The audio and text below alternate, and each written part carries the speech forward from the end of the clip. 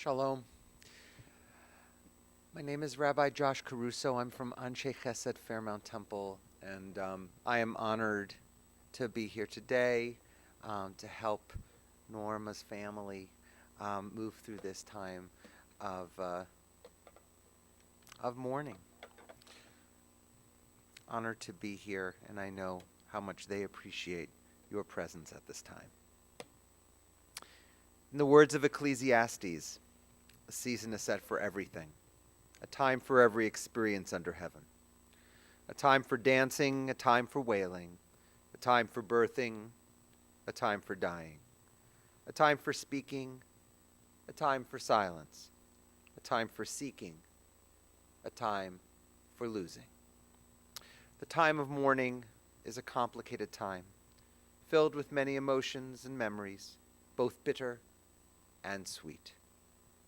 We begin our service with the recitation of psalms and prayers, thus linking Norma's life with the 3,000-year-old tradition of the people Israel and the eternity of God.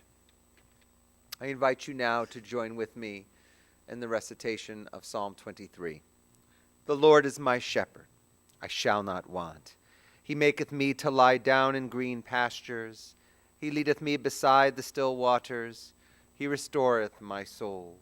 He guideth me in straight paths for his name's sake. Yea, though I walk through the valley of the shadow of death, I will fear no evil, for thou art with me. Thy rod and thy staff, they comfort me. Thou preparest a table before me in the presence of mine enemies. Thou hast anointed my head with oil. My cup runneth over. Surely goodness and mercy shall follow me all the days of my life, and I shall dwell in the house of the Lord forever.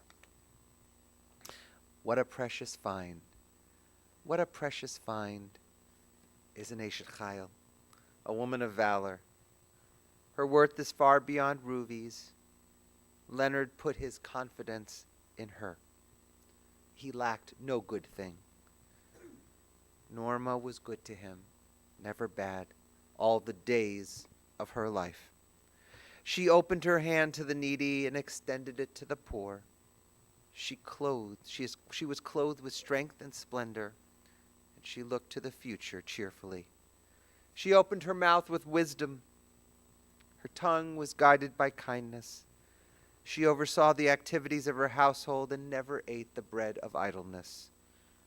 Her children today, Evan and Hallie, they come forward, they bless her. Her husband praised her. Many women have done superbly, but you, Norma, surpassed them all. Charm is deceitful, and beauty is vain, but a God-revering woman is much to be praised. Extol her for the fruit of her hand.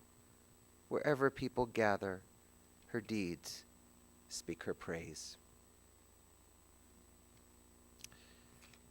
A modern meditation. After a while you learn the subtle difference between holding a hand and chaining a soul.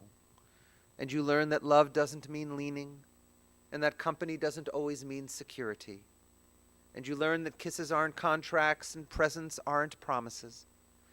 And you begin to accept your defeats with your head up, your eyes straight ahead, with the grace of a woman or a man, not the grief of a child. And you learn to build all your roads on today because tomorrow's ground is too uncertain for plans, and futures have a way of falling down in mid-flight. After a while, you learn that even sunshine burns if you bask too much. So you plant your own garden, you decorate your own soul, instead of waiting for someone to bring you flowers. And you learn that you really can endure, that you really are strong, that you really have worth. And you learn, and you learn. With every goodbye, you learn.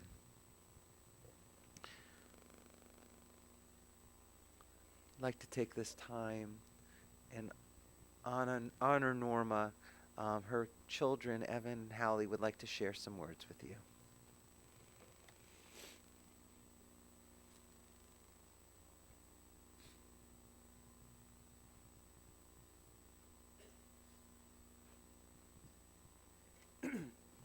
Thank you all for coming. It's very gratifying to see everyone here and very comforting.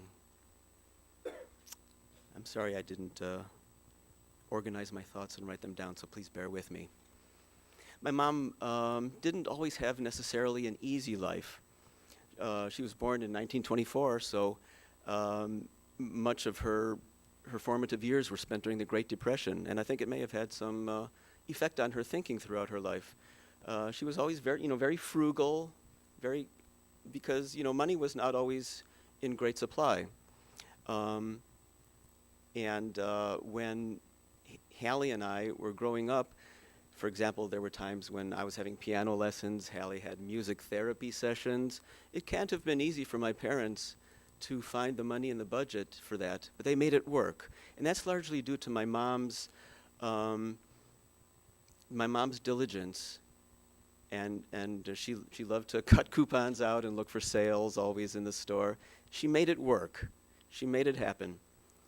And although she was primarily a homemaker, a stay-at-home mom, my mom was very proud that at one point she went to work in the schools, just a part-time job, as a sort of a lunchtime lunch monitor.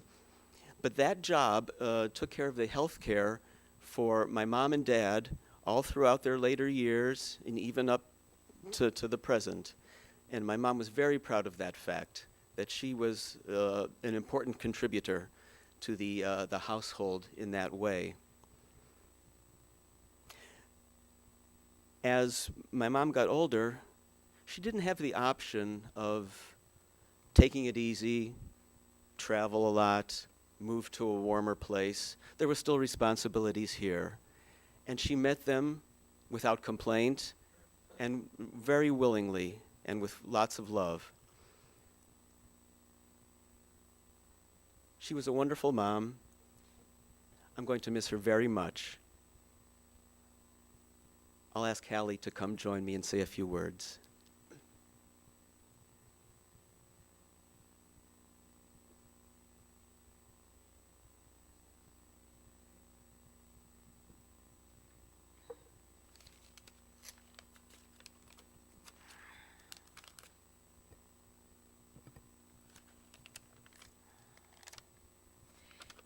My mom was wonderful. She'd take care of me and my brother. And she just stays home. And sometimes she'd go out for walking with me. And here's my statement. My mom is very nice person. She takes me out to doctor. Also, she takes me shopping when I need it. I love her very much. And also, she takes me to the music concert in the park in the summertime. And she loved her music. She loved everything. I'm going to miss her, and she's going to miss her music. Thank you very much.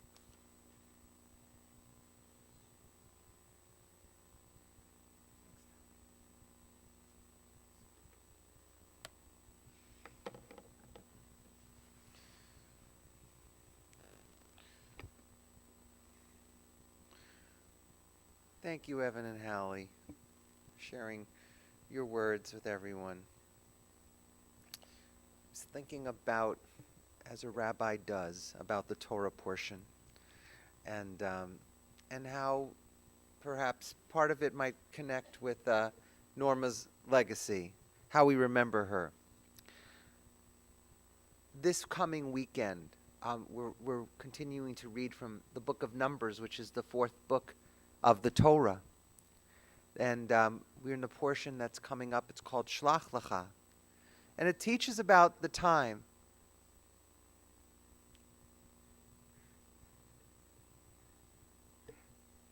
It teaches about the time that Moses sent out 12 spies to scout out the land of Israel. It was unclear whether the land was suitable to settle in, or if it was filled with dangerous adversaries. It was a tenuous time, and Moses was the one holding everything together. He was the unlikely hero, but he took his responsibilities seriously, even when it was not always convenient. With age, we all learn that the true heroes do not fly around in capes, do not possess magical powers, or lift 10 times their body weight. The true heroes work behind the scenes with little fanfare. And if we are lucky, these heroes are in our lives. If we are lucky, we know these people. They are there for us when we are weak, when we are vulnerable, when we are infirm. They are there to pick up the pieces when we are emotionally broken, when we need a sturdy shoulder to lean on, when we need an empathetic ear. They are there, these individuals, these heroes. They're there doing the daily work of living life and helping those precious to them do the same. This was really Moses, an unlikely hero, but he did what he was tasked to do. And he did it because he felt a greater sense of mission and purpose. And it reminded me of Norma, an unheralded hero. We honor this hero today. A child of the Depression. She was indeed, Evan, frugal, perhaps we could say practically frugal, making sure that she and Leonard, with whom she met on a blind date, I think they got engaged at the third date, and they were married for over 50 years. Well, her frugality would sometimes meet with Leonard's sometimes want and need to purchase something quickly. But she pressed him not to spend beyond their means. If he wanted a new car, she might say, "Save your money," making sure they never bought anything that was too extravagant. Norma was easygoing, never a complainer, always did the job that needed to be done. Primarily, that job was being a terrific homemaker, a loving wife to Leonard, a devoted mother to Evan and Hallie. Norma made sure that the kids were always taken care of, whether that meant providing the basics of food and shelter and security for them, or the music lessons, of course. She enjoyed activities at home, like watching Judge Judy, listening to classical music, listening to the oldies. And Jean informed me that she also really liked to sing. And I don't know if she furnished that talent for everybody to hear, but certainly as her brother, you remember that being a part of her. But she also liked to be out in the community, volunteering with B'nai B'rith, going on the annual Euclid Avenue Temple and then eventually Fairmount Temple trips to Euclid Beach, and more recently, attending our monthly Kabbalat Shabbat services at the synagogue. And Hallie, she always made sure to bring home cookies for you, for sure. As you mentioned, Evan, your mom worked lunchtime as a lunchtime assistant for the South Euclid Lyndhurst Schools District. And this was really critical for your family as well. An opportunity to really take care of a family in an important way. And so when we think about Norma, we think about truly an unheralded hero, someone who never wanted to make a big fuss. And even when Evan would say, "Mom, I'm coming home, coming to visit," now he is home, "I'm coming home to visit," she'd say, "No, no, no, you don't have to come." But every time he arrived, she seemed very happy that you were here, Evan. So it was clear that she didn't want you to bother too much. She didn't want you to cause a problem, any tumult. But at the same time, you knew how much she loved you and how much she wanted you around and how much she loved the two of you. And now you're back in this nest of Cleveland. And I know how pleased she would be to have the whole family here, who's ever left here today. We think about those who are a part of her life and those who are no longer here.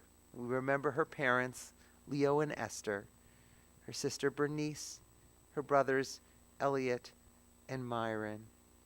And of course, we are honored to have her legacy lived out by those who are here today, family and friends. Perhaps we all have an unheralded hero, a special person in our lives who takes care of things, perhaps the wind beneath our wings, folks that don't ask for a lot of credit, but really provide an undergirding for us.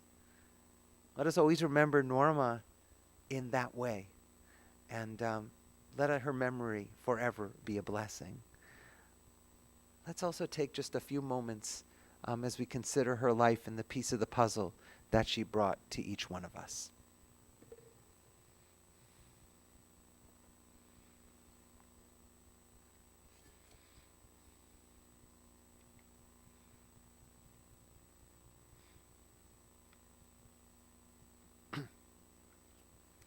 If you are able, I invite you now to please rise for the chanting of El Malei Rachamim.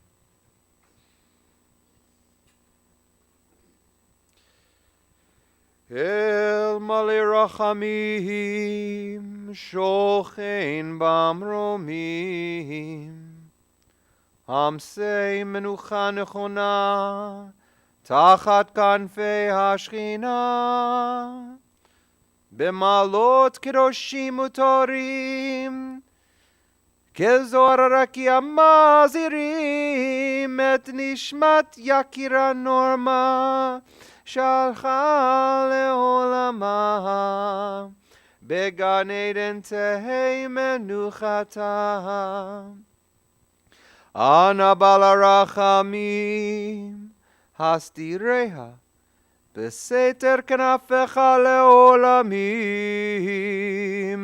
וצרור בצרור החיים את נשמתה, אדוני ונחלתה, ותנוח בשלום על משכבה, ונאמר Amen. El Malei Rachamim, exalted, compassionate God, grant infinite rest in your sheltering presence among the holy and the pure to the soul of Norma Solomon, who has gone to her eternal home. Merciful One, we ask that our loved one find perfect peace in your eternal embrace. May her soul be bound up in the bond of life. May she rest in peace. And let us say, Amen. As we turn to the conclusion of our service, we'd like to share that we will continue and move on to a graveside burial at Mayfield Cemetery. And following the interment, the family will receive friends at 5238 Longton Road in Lyndhurst, 5238 Longton Road in Lyndhurst, today following services until 7 p.m. and tomorrow, Thursday, from 2 p.m. to 5 p.m. Friends who wish may make a contribution to the charity of their choice.